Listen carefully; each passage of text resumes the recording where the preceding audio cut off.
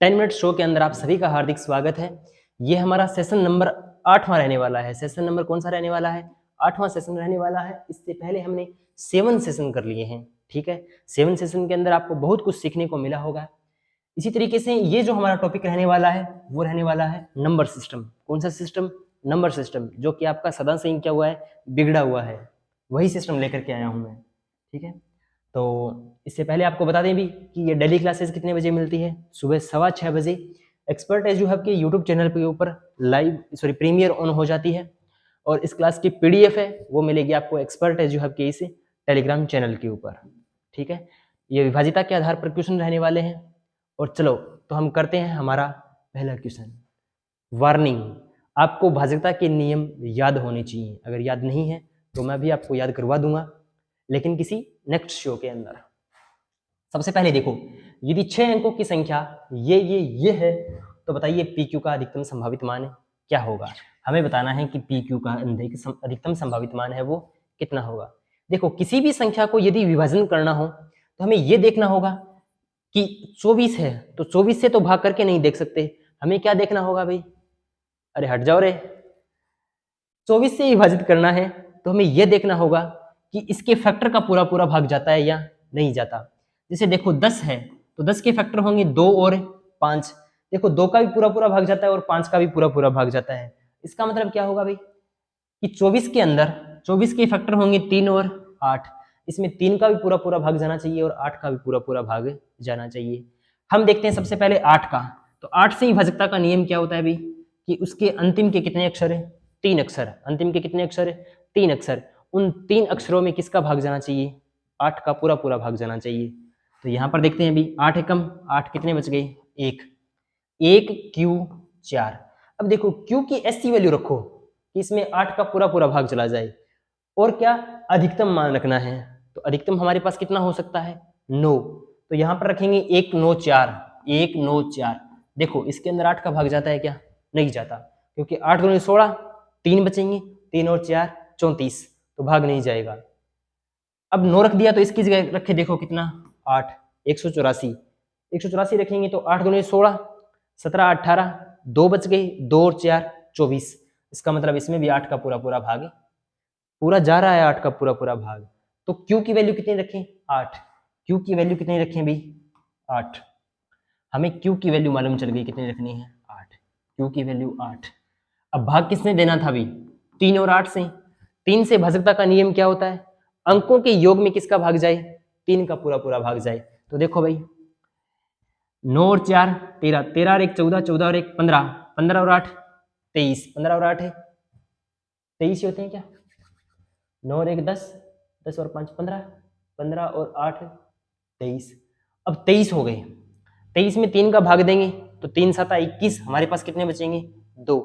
अब 2 के अंदर आप मैक्सिमम कितना जोड़ो कि 3 का पूरा पूरा भाग चला जाए? देखो 2 के अंदर 9 जोड़ोगे तो 9 और 2 कितने हो जाएंगे? 11। 11 में 3 का पूरा पूरा भाग नहीं जाता है। फिर यदि तुम इसमें 8 जोड़ोगे तो 8 और 2 10, 10 में नहीं जाता है। क्या जोड़ना पड़ेगा? 7। 7 और 2 कितने हो जाते हैं? 9, और 9 में 3 का पूरा पूरा भाग जाता है। तो हमें P की वैल्यू कितनी रखनी होगी?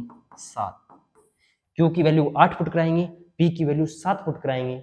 हमें क्या पूछा है? PQ, मतलब इन दोनों की क्या करा दो? गुणा। 8 7 56। Option number A. Option number A हमारा बिल्कुल सही रहने वाला है, ठीक है। तो इस तरीके से आपको करना है भी, बिल्कुल आसान सा प्रश्न था। ये देखो 11 से विभाजकता का नियम बताओ भी। 11 से विभाजकता का नियम क्या होता है? 11 से विभाजकता का नियम होता है कि सम स्थान के अंकों का योग जोड़ करके और विषम स्थानों के अंकों का योग जोड़ करके दोनों का क्या निकालो? अंतर। दोनों के अंतर में किसका भाग जाना चाहिए? 11 का पूरा पूरा भाग जाना चाहिए। यदि 11 का पूरा पूरा भाग जाता है तब तो भाग जाता है, वरना नहीं जाता। जैसे देखो इसमें देखो भाई, ये वाला पेन सही है। देखो 3 और 1 4, 4 और 6 10, 10 और 4 14, ये 14 हो गए। अब जो बचे हैं वो जोड़ दो। 7 और 5 12, 12 और 2 14, 14 में से 14 घटाएंगे, भाग किसका जाएगा? पूरा पूरा भाग चला जाएगा। इसमें देखो 7 और 2 9, 9 और 6 15, ये 15। देखो 5 और 5 10, 10 और 3 13, 15 में से 13 घटाएंगे कितना आएगा? 2। बताओ 2 के अंदर 11 का पूरा पूरा भाग जाता है क्या? नहीं जाता। नहीं जाता तो 11 का भी पूरा पूरा भाग नहीं जाएगा। तो ऑप्शन नंबर बी हमारा क्या हो जाएगा, बिल्कुल सही हो जाएगा। ठीक है, तो ऑप्शन नंबर बी को हमें याद रखना है भी। अब ये बताओ भाई, इसी को देखो कि 888 में क्या जोड़ें कि 35 से पूरा पूरा भाग चला जाए। तो हमें 35 से भाजकता का नियम याद होना चाहिए भी कि 35 है तो 35 में या तो भाग जाना चाहिए किसका, 5 का, और यहाँ किसका जाना चाहिए, 7 का। देखो 5 से भाग देंगे तो 5 से भाजकता का नियम आपको याद है भी कि इकाई का अंक यानी unit digit, unit digit, unit digit क्या होना चाहिए, या तो 0 होना चाहिए या फिर 5 होना चाहिए। यदि इकाई का अंक 0 है या फिर 5 तो इसमें किसका पूरा पूरा भाग जाएगा, 5 का पूरा पूरा भाग जाएगा। बताओ 888 में क्या जोड़ें कि इकाई का अंक क्या आ जाए, 0। 2 जोड़ सकते हैं, कितने जोड़ सकते हैं, 2। तो 888 में 2 जोड़ेंगे 890, 890 में 5 का पूरा पूरा भाग जाएगा। या तो क्या जोड़ो, 2। अगर 2 नहीं जोड़ रहे, 2 तो ऑप्शन में नहीं है, तो फिर क्या जोड़ो, 5 जोड़ दो। 5 नहीं, 5 और 2 कितने हो गए, 7। या क्या जोड़ो, 7। 7 जोड़ेंगे तो कितने हो जाएंगे, 895। 895 में इकाई का अंक कितना, 5। ये भी जा सकता है, लेकिन ऑप्शन में 5 ही नहीं है। तो देखो 2 नहीं है तो क्या जोड़ो, 12। 12 भी नहीं है, 12 नहीं है तो क्या जोड़ो, 22। ऑप्शन नंबर कौन सा आएगा, ए। 22 जोड़ेंगे तो ये बन जाएगा 910। 910 में इकाई का अंक क्या है, 0। पूरा पूरा भाग जाएगा। ठीक है, ये देखो भाई, ये वाला बढ़िया क्वेश्चन है कि जब m को 7 से विभाजित किया जाता है तो शेषफल 5 प्राप्त होता है। 3m को 5 से विभाजित किया जाएगा तो शेषफल क्या होगा। देखो इसके 2 तरीके हैं।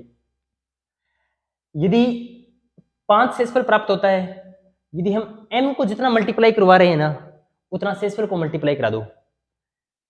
m को 3 से मल्टीप्लाई कराया तो शेषफल को भी किससे मल्टीप्लाई करा दो, 3 से। तो बताओ 5 को यदि तुम 3 से मल्टीप्लाई कराओगे तो कितना आएगा, 15। यानी शेषफल कितना आ गया आपकी बार, 15। लेकिन 15 के अंदर किसका भाग जा रहा है, 7 का। तो 7 का भाग देंगे, 7 दूनी 14। कितना बचेगा शेषफल, 1। Option number 1। अगर फिर भी आपके दिमाग में नहीं आता है तो देखो 7 से विभाजित करने पर शेषफल 5 प्राप्त होता है। इसका मतलब वह संख्या क्या रही होगी, 12 रही होगी। और 12 में 7 का भाग देंगे तो शेषफल कितना बचेगा, 5। अब इसको 3 से मल्टीप्लाई करा दिया तो 12 को किससे मल्टीप्लाई करा दो, 3 से। 12 तिया 36, और 36 के अंदर किसका भाग दोगे, 7 का। तो 7 पंजा 35, 35, और शेषफल कितना बचेगा, 1। ऑप्शन 1 वही आना है आंसर। तो ठीक है, हाँ तो भी आज के क्वेश्चन यहीं पर समाप्त होते हैं। और ये क्वेश्चन है वो आपको कमेंट बॉक्स में बताना है कि 8 से विभाज्य है या नहीं। ठीक है, तो इस वाले क्वेश्चन का जवाब है वो आप कमेंट बॉक्स में बताओगे। और ये क्या है, अरे ये तो बहुत ही अमेजिंग फैक्ट्स है। ठीक है, ये क्या है, फैक्ट्स है, और फैक्ट्स बहुत ही इंपॉर्टेंट है। देखो एक मैथमेटिक्स के अंदर किस किस की वैल्यू होती है वो देखो। साइन 90 कितना होता है, 1। साइन 90 है तो कोस 0 भी आपको क्या मिलेगा, 1। और कोस 0 है तो सेक 0 भी क्या मिलेगा आपको, 1। ठीक है, कोट 45, टेन 45 आपको पता ही है कितने होते हैं, 1 1। ये तीनों आइडेंटिटी है, sine square theta plus cos square theta 1, sec square theta minus tan square theta 1, और cosec square theta minus cot square theta क्या होता है, 1। सेक 90 आ ही गया। सेक 90 और सेक 0 1 1 थोड़ी होते हैं, ये गलत लिख दिया भाई। सेक 0 1 होता है, सेक 90 इन्फिनिटी होता है। ठीक है, तो ये वाला मिस्टेक कर दी इसमें। ठीक है, इसके अलावा मैं आपको और भी बता देता हूँ भाई, आपको डरने की कोई बातें नहीं है। अगर आपको संतुष्टि नहीं होती है तो देखो मैं आपको और भी बता देता हूँ। कौन से, तीनों के तीनों आइडेंटिटी वाले कि साइन थीटा गुणा में कोसेक थीटा, साइन थीटा गुणा में कोसेक थीटा क्या होता है, 1।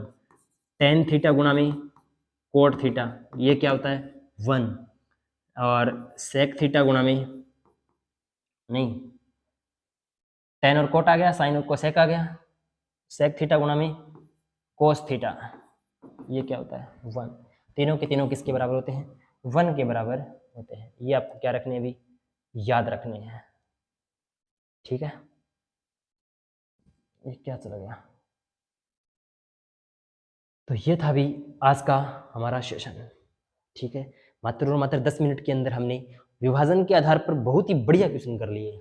ठीक है, देखो क्वेश्चन तो इसमें और भी ऐड किए थे, लेकिन टाइम क्या होता है 10 मिनट से ज़्यादा हो जाता है, तो क्वेश्चन सारे डिस्कस होंगे, हो सकता है उनको नेक्स्ट पार्ट में डिस्कस कर लिया जाए।